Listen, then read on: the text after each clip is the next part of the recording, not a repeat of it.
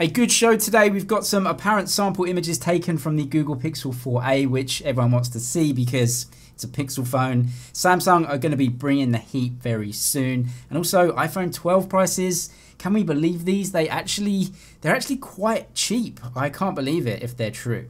So the Pixel 4a leaks are coming thick and fast, and recently we had some hands-on leaked videos from a couple of different places online, including a YouTube channel called Techno-like, so go and check that channel out if you want to see that hands-on video of the Pixel 4a. Yesterday we also got leaks of the sales date for the Pixel 4a coming on the 22nd of May, and it may come a little bit before that, the actual online launch event, so watch out for that too. But from the same channel that we got the hands-on videos for, we've also got some apparent sample images taken on the Pixel 4a. So this was posted on his Twitter, and you can see this is apparently Pixel 4a images versus a Redmi Note 7. Now the Redmi Note 7 is a budget phone and it's about 2 years old already, so definitely a strange matchup why those would be side by side. They also don't have the same processor. The Redmi Note 7 has a 48 megapixel image sensor, and the Pixel 4a we think will have a 12 megapixel image sensor. That doesn't matter though, because the Redmi Note 7 should use pixel binning down to 12 megapixels. But anyway, you can see the difference between them. It does give us at least an idea of what some images may look like from the Pixel 4a, one of them in very low light conditions, and we know that Pixel phones are amazing in low light using that night mode. And then one outdoors, testing out the dynamic range. Definitely some good colors. They look like pretty good images of the Pixel 4a, but obviously we can't really tell if these are from the Pixel 4a. We just have to assume that they are, considering that the same channel also appears to have shared a hands-on video with obviously a prototype unit or an early release unit of the 4a. The Pixel 4a expected to come at the same price as the iPhone SE at $400. And the biggest thing for me is the Snapdragon 730G chipset that is apparently going in the Pixel 4a. This is a mid-range chipset, and we don't know how the difference between using a flagship and a mid-range chipset is going to affect image processing at all between the 4a and maybe the Pixel 4 phones. But for now anyway, a good start, and we're certainly going to get more and more 4a leaks as we get closer to the launch, which is a couple of weeks away now. Let's not get into the Samsung Exynos story yet again. We know that this year the Exynos division at Samsung just didn't perform, and those chipsets are just nowhere near the Snapdragon chipsets. And a lot of people in a lot of markets have to buy Samsung phones with Exynos chipsets. They're not very happy, but Samsung seem to be fixing this and fixing it fast. A couple of days ago, we got news that Samsung may actually completely ditch the processor, the Exynos chipset that they were using in the Galaxy S21 phones in the Note 20. Usually it's the same chipset, but this time around they may be giving us a better chipset, a 6nm chipset, which is better than the 7nm that they're currently using. It should be better overall, faster, more power efficient, better battery life, hopefully, with this new chipset. We'll see if they put it in the Note 20 series. But here's the big news, the one that everyone is waiting for, and that is Samsung's team up with AMD.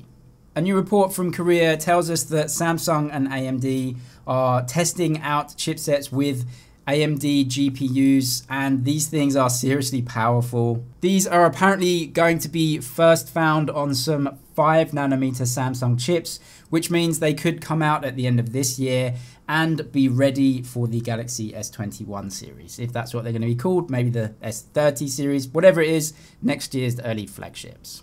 The AMD GPUs benchmarked on this test absolutely smoked the Adreno GPUs that you get in Snapdragon chipsets. They were 13% better in one test and 3 times better in another test. So yeah, Samsung are not taking it lying down. They do not want the Exynos to be lagging the Snapdragon chipsets by this much, and it seems like the next gen of Exynos chipsets may actually be super powerful.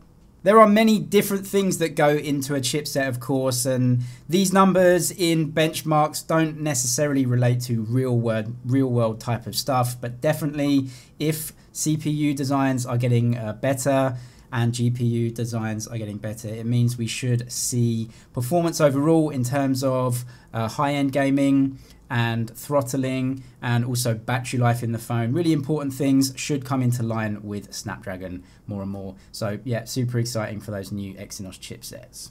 Also in the news, Galaxy Buds X have apparently gone through some patent documents, and we can see what they may be giving us when they are launched. These are the TWS earphones that look like kidney beans, and apparently they may have an internal MP3 player in them, which means you'll actually be able to load music into the earphones and listen to the music from the memory of the earphones and not have it linked to a phone. It's pretty cool.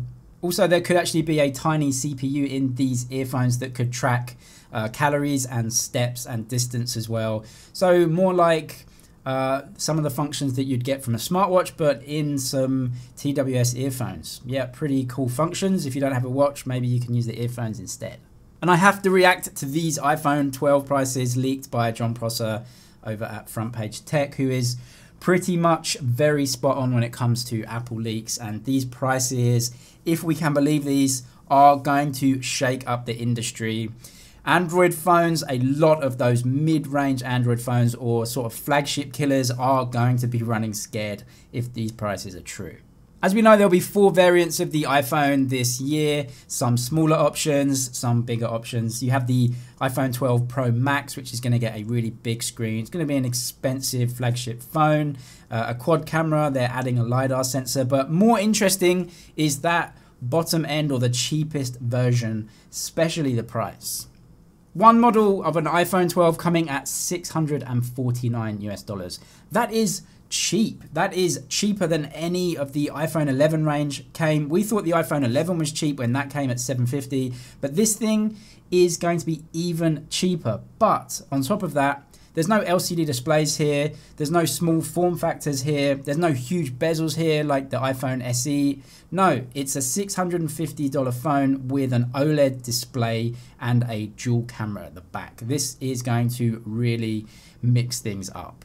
Obviously, we're still so far away from the launch, we just can't really know if these are accurate or not until we see the official prices. But those bottom 2 models, even the step up from the bottom, these are not expensive phones for iPhones, but they both have dual cameras. There's no compromises here. There's no big bezels. They just are very good iPhones at decent prices. And considering all the Android phones that have come out at $1,000, you know, for more premium designs, these are iPhones. They have all of that. The bezels are shrinking and these decent prices. This is going to shake things up.